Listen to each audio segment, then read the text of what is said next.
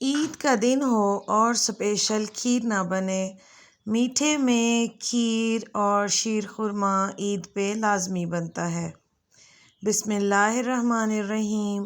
السلام علیکم، آپ سب کو میری طرف سے عید الفطر مبارک ہو۔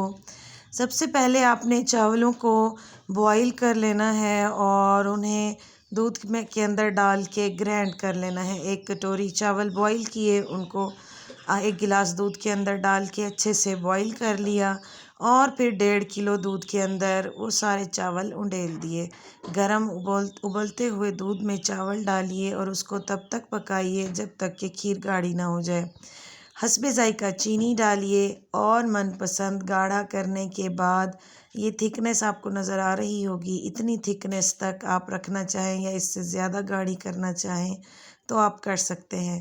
اس کو سرو کیجئے اور پستے سے اور بادام سے گارنش کیجئے، گلاب کی پتیوں سے گارنش کیجئے اور مزیدار ٹھنڈی کر کے مہمانوں کے آگے پیش کیجئے۔ عید کی خوشی کو دوبالا کرنے کے لیے میٹھی کھیر بنائیے۔ اللہ حافظ۔